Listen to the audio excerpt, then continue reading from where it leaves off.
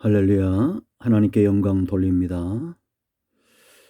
지난 몇 달간 은혜 중에 우리가 요한계시록의 말씀들을 묵상했습니다. 마지막 때에 일어날 징조들, 교회와 세상에 어떤 일들이 일어날 것인가에 대해서 우리가 요한계시록을 통해서 잘 살펴봤고, 마지막 때를 지옥에 잘 준비하는 그런 성도들이 되어야겠습니다. 예수님이 말씀하셨듯이 노아의 때와 같은 그런 시대가 우리 눈앞에 오게 될 겁니다. 노아의 때는 어떤 때입니까? 하나님의 사람들과 세상 사람들이 섞이는 시대입니다. 예수님이 세상에 태어났을 때에 메시아를 기다렸던 자들도 메시아의 탄생에 대해서 별반 관심이 없었습니다.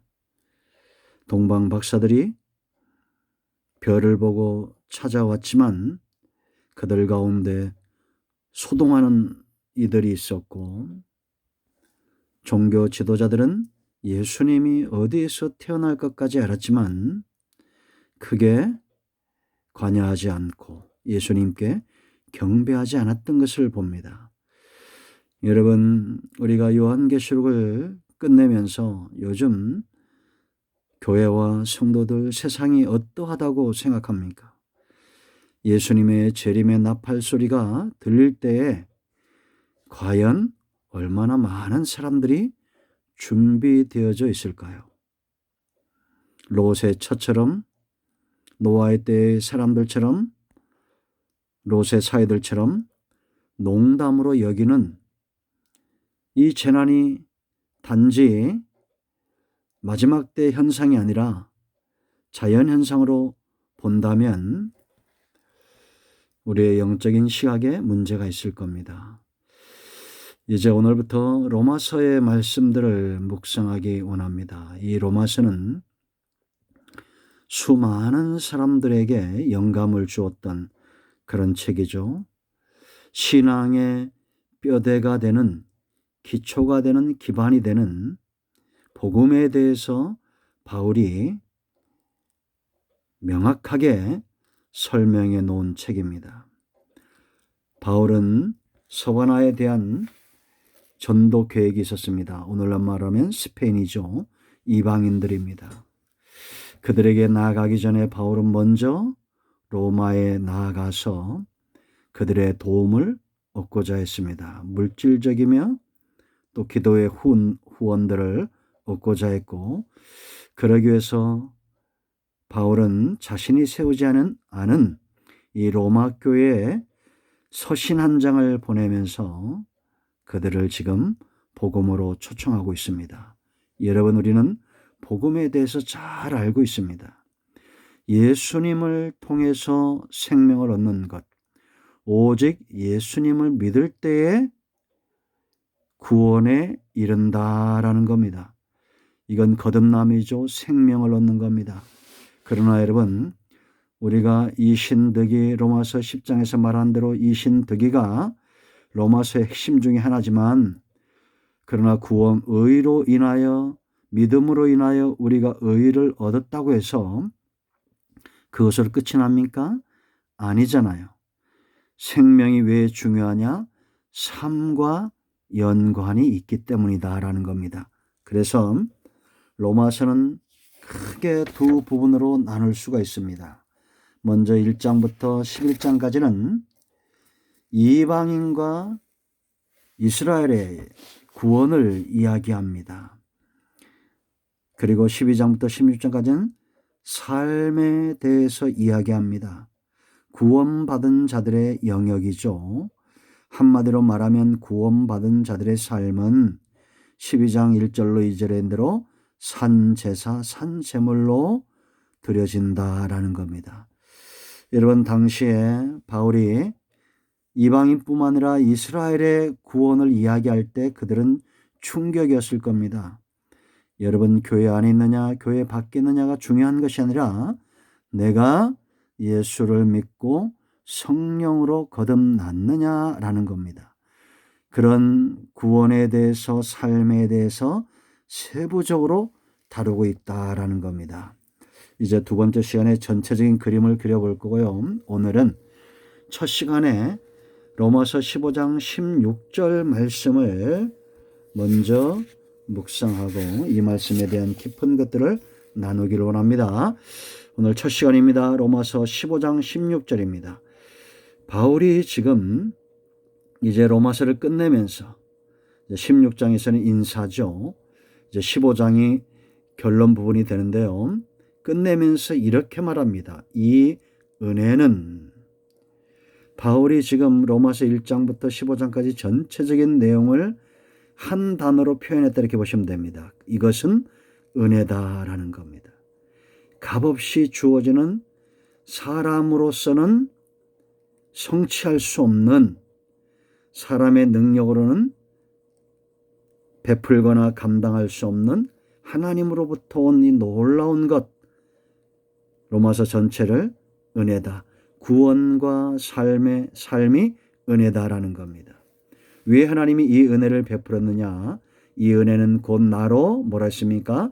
이방인을 위하여 그리스도 예수의 일꾼이 되어 하나님의 복음의 제사장 직분을 하게 하사 이방인을 제물로 드리는 것이 성령 안에서 거룩하게 되어 받으실 만하게 하려 하심이라 라는 겁니다.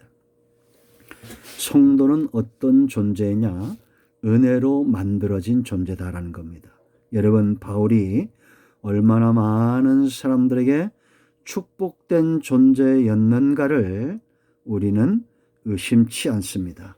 하나님의 사람들, 오늘에도 저와 여러분은 바울과 같이 구원을 받고 동일한 성령 아래 있는 사람들이다 이렇게 보면 됩니다.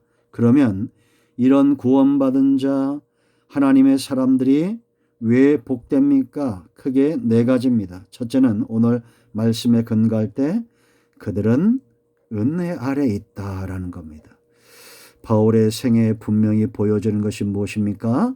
하나님으로부터는 오는 은혜를 귀하게 여길 줄 알았다라는 겁니다. 우리가 디모데전서 1장 13절 이하에 있는 대로 그가 예수님을 만나기 전에 삶이 어떠했는가를 우리가 알죠. 핍박자였고 포행자였고 해방자였는데 그런 바울을 향해서 하나님이 오래 참으시고 긍휼을 베푸셨다. 그에게 사랑을 베푸시고 은혜를 베풀었습니다. 바울은 그 은혜를 귀하게 여기는 자였습니다. 여러분, 오늘날 저와 여러분은 하나님의 은혜 아래 있는 자들입니다. 사람의 능력과 사람의 지혜로 감당할 수 없는 구원을 받았고 거저받은 거죠. 그런가 하면 구원받은 이후에 우리는 하나님의 은혜 아래 있다라는 겁니다. 이 가치를, 이 은혜에 대한 가치를 얼마나 소중히 여기는가, 그것이 우리의 삶의 책임으로, 의무로 남아있다 이렇게 보시면 되겠습니다. 자, 이렇게 은혜를 귀하게 여기는 자들은 그 다음에 보세요. 나로 이방인을 위하여 그리스도 예수의 일꾼이 되어 그랬습니다. 일꾼입니다. 어떤 일꾼입니까? 이방인들을 위한 일꾼입니다. 이방인을 제물 삼는 일꾼입니다. 일이 얼마나 막중합니까? 여러분, 우리가 땅을 파거나 직장에 다니거나 사업을 하거나 사람이 감당할 수 없을 만큼 큰 그런 사역들이 있죠. 그런 일을 감당할 수 있는 힘은 어디에서 나옵니까? 내가 누구에게 속했느냐라는 겁니다. 대기업에 속한 사람들은 그 자부심에 많은 일들을 감당하죠. 그런 것을 우리가 보게 됩니다. 우리는 예수의 일꾼입니다. 예수의 일꾼은 생짜배기 이방인도 감당할 만한 그런 능력이 바울에게 주어졌던 것처럼 우리에게도 분명히 주어진다는 사실을 알아야 됩니다. 환경이나 문제나 일거리를 보지 마시고 내가 누구에게 속했느냐에 대한 자부심을 회복해야 됩니다. 우리는 예수님께 속한 존재들입니다. 이 사실은 어떤 사역과 어떤 일보다도 큰 것입니다. 세 번째, 제사장의 직분 그랬습니다. 하나님의 복음의 제사장 직분을 하게 하사 그랬습니다. 여러분, 제사장은 어떤 존재입니까? 하나님과 백성 사이의 선자다라고 그랬죠. 세상의 축복의 통로가 됩니다. 아론 같은 제사장이 얼마나 큰 축복이었는가. 사무엘처럼 제사장, 선지자, 사도의 사역을 감당했던 한 사람이 얼마나 큰 축복이었는가를 우리는 봅니다. 세상이 지금 필요로 하는 사람은 바로 이런 제사장이죠. 복음의 제사장입니다.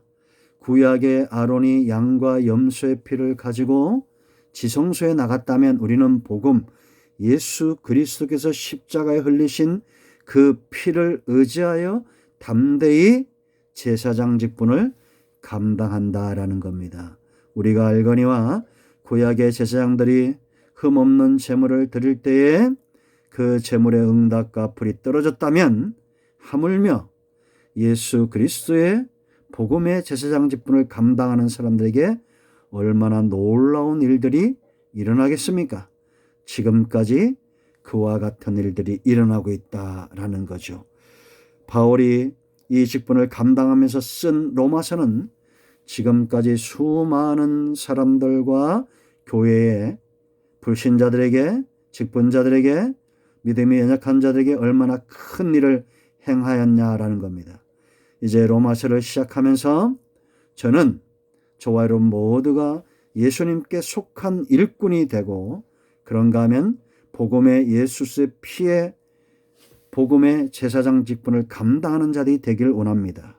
마지막 네 번째, 성령 안에서 그랬습니다. 성령 안에 있다라는 겁니다.